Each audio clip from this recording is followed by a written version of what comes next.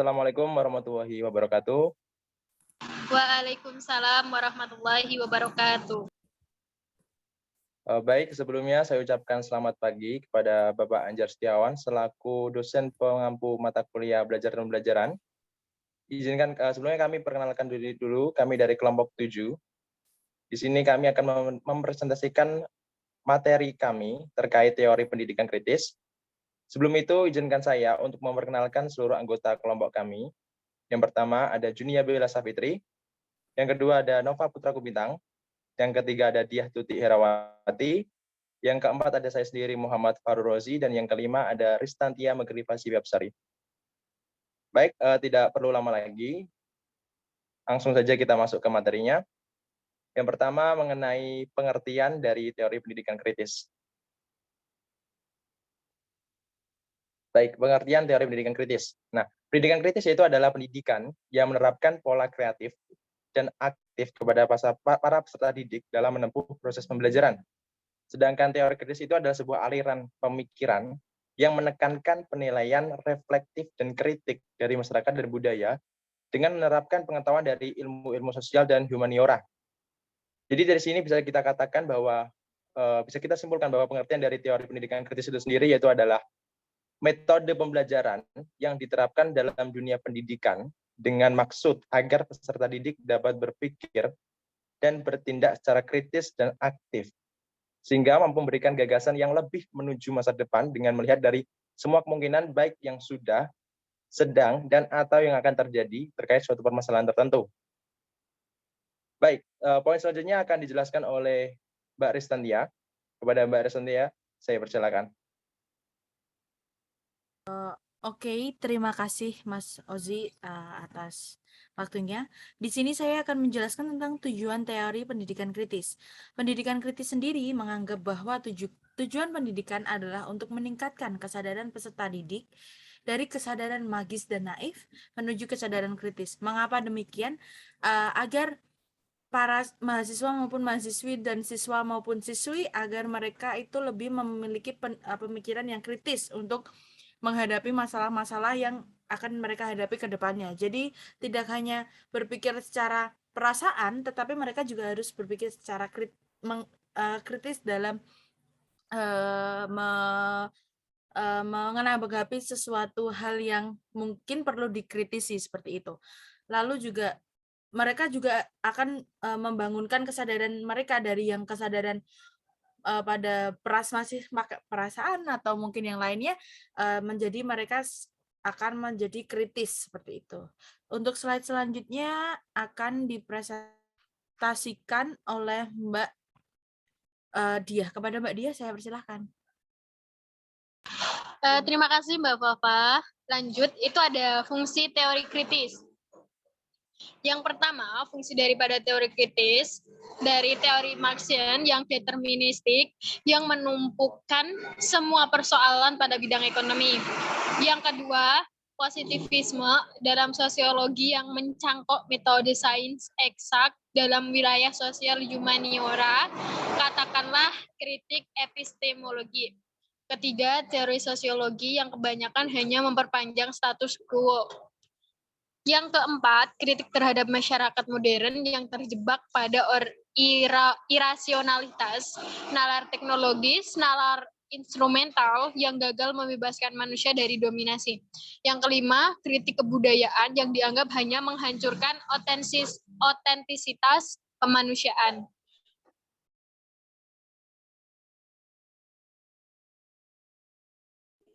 Lanjut, ada ciri-ciri teori kritis. Yang pertama, tidak berurusan dengan prinsip umum, ide atau teori itu harus bersifat emansipatif, tidak hanya menginterpretasikan, namun juga membebaskan atau mengubah situasi.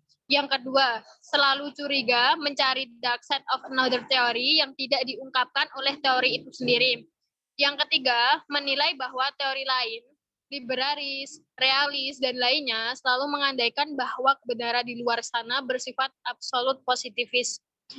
Yang keempat, teori itu bukanlah sesuatu yang berada di luar kita, melainkan merupakan sebuah bagian dari hidup kita.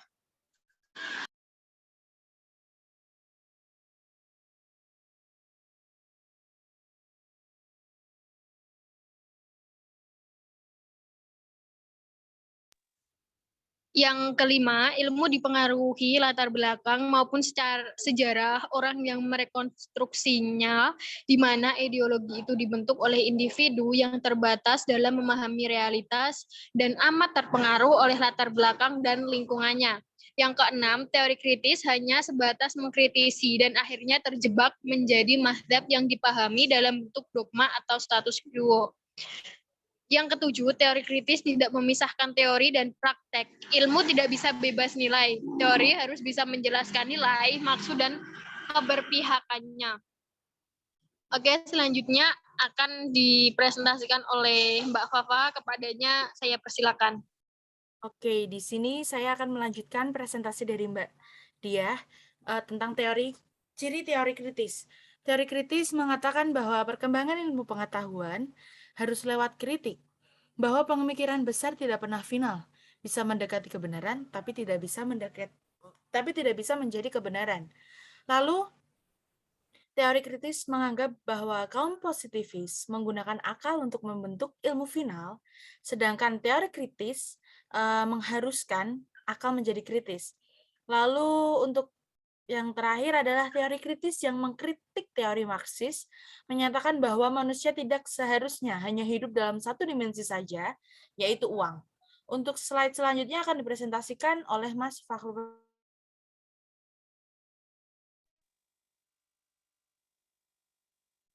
Oke, baik Mbak Risanti, terima kasih atas waktunya. Selanjutnya itu mengenai konsep teori pendidikan. Konsep teori pendidikan kritis. Nah, konsep. Kita bahas tentang konsep. Pasti suatu hal punya konsep.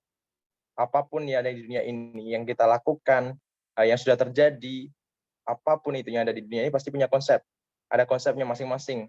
Dengan tujuan, konsep tersebut bisa membantu agar suatu hal tertentu itu bisa berjalan dengan sesuai harapan dan mencapai hasil yang maksimal. Begitupun juga tentang terkait teori pendidikan kritis ini, memiliki 3 konsep. Yang pertama yaitu pendidikan harus membebaskan. Artinya, sebuah pendidikan tidak boleh dipaksakan karena siswa memiliki kemampuan yang masing-masing dalam mengaplikasikan bakat. Seperti yang sudah kita ketahui, setiap dari kita sebagai seorang pelajar, sebagai seorang peserta didik, siswa ataupun mahasiswa, pasti memiliki bakat dan minat masing-masing yang berbeda satu sama lain. Maka dari itu tidak bisa dipaksakan. Tidak bisa dipaksakan karena setiap dari kita mempunyai bakat atau kemampuan kita masing-masing. Dengan begitu, ketika kita diberikan kebebasan untuk mengaplikasikan bakat kita sesuai minat kita, bakat kita, maka kita akan termotivasi, terdorong untuk dapat memahami betul mengenai bakat kita itu sendiri. Baik, konsep yang kedua yaitu pendidikan memiliki akses yang sama terhadap peserta didik. Artinya, seorang pendidik tidak diperkenankan untuk membeda-bedakan antara peserta didik yang satu dengan peserta didik yang lainnya. Nah, di sini berkaitan dengan pihak orangnya, pendidik dan peserta didik. Jadi di sini peserta didik tidak boleh dibanding-bandingkan.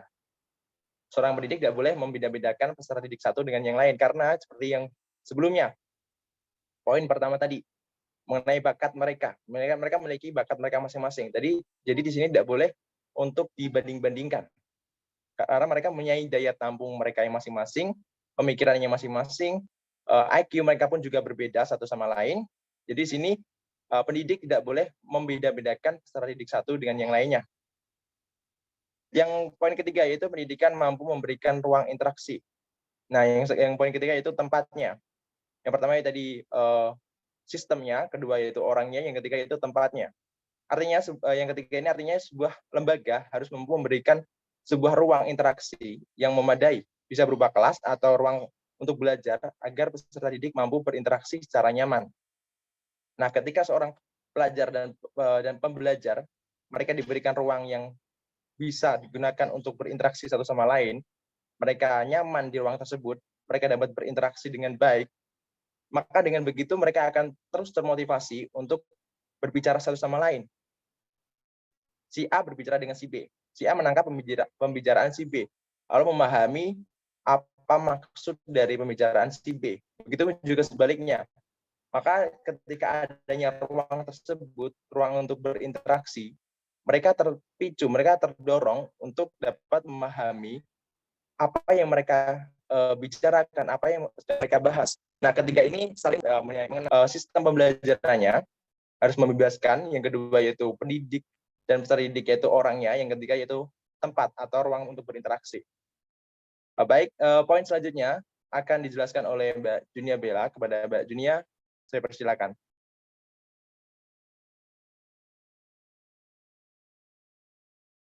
Iya, terima kasih Mas Fahru Rozi. Di sini saya akan melanjutkan presentasi dari Mas Fahru Rozi. Selanjutnya ada penerapan teori kritis. Yang pertama, teori kritis dapat diterapkan untuk membentuk lingkungan belajar yang kondusif, namun juga harus didukung dengan kompetensi guru yang bagus. Yang kedua, seorang pelajar diharapkan mampu menyertakan nilai dalam pergaulan dan proses pembelajaran, baik itu nilai sosial, religius, maupun nilai-nilai yang lainnya. Yang ketiga, yaitu siswa didik akan berpikir sistematik, namun juga tidak mengesampingkan fungsi mereka kelak, yakni menjadi agen perubahan sosial yang langsung terjun ke masyarakat. Yang terakhir, yaitu teori kritis juga dijelaskan bahwa penyebab utama problem-problem sosial dalam masyarakat modern telah mengalami pergeseran dari sebab ekonomi ke sebab-sebab rasionalitas.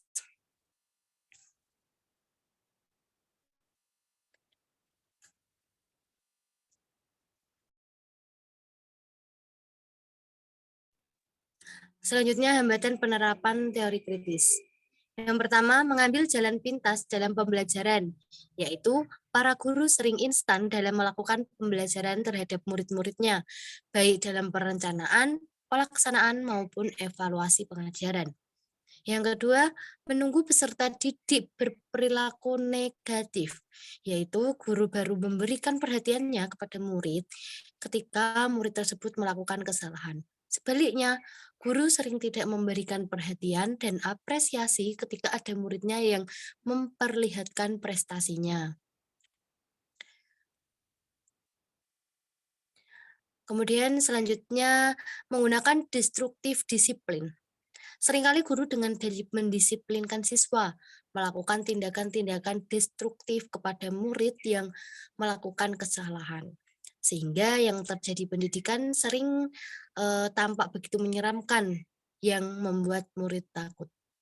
Yang keempat, mengabaikan perbedaan peserta didik. Para guru sering melakukan overgeneralisasi terhadap kemampuan muridnya yang pada saatnya berbeda, sehingga dalam proses pembelajaran banyak murid yang harus tertinggal karena perilaku guru yang cenderung menyamaratakan kemampuan dan potensi mereka dengan murid yang lainnya.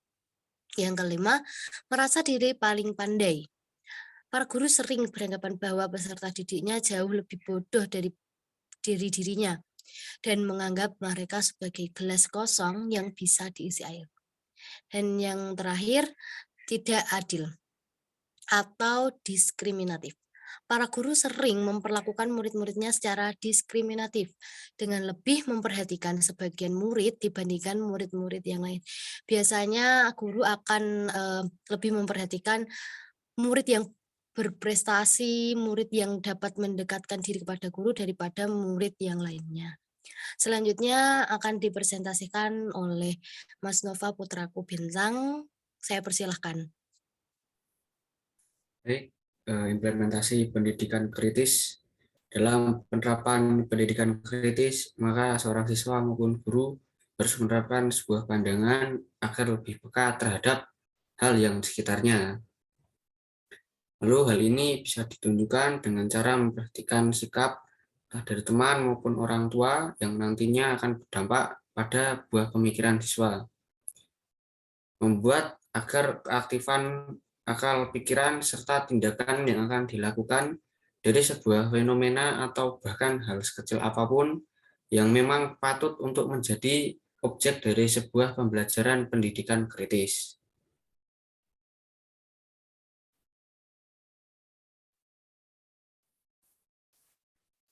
Selanjutnya kesimpulan yang pada dasarnya pendidikan kritis adalah sebuah pola untuk mendapatkan kebebasan serta peduli akan hal sekitar yang berdampak bagi diri sendiri maupun orang lain, yang nantinya hal tersebut bisa membawa sebuah jalan keluar dari tiap masalah yang dikemukakan. Karena dengan pendidikan kritis, semua hal yang nantinya akan berdampak pada manusia menjadi objek yang patut untuk ditelaah. Saya kembalikan ke moderator. Oke, baik. Terima kasih, Mas Nova. Saya rasa cukup sekian dari kelompok kami yang dari kelompok 7 yang saya sampaikan. Sebelumnya saya ucapkan terima kasih sekali lagi kepada Bapak Anjar atas kesempatannya bagi kami untuk dapat mempresentasikan materi kami mengenai teori pendidikan kritis, dan kepada teman-teman juga yang sudah berpartisipasi. Sekian dari kelompok kami. Apabila ada kesalahan, mohon dimaafkan. Wassalamualaikum warahmatullahi wabarakatuh. Waalaikumsalam. Waalaikumsalam Waalaikumsalam warahmatullahi wabarakatuh.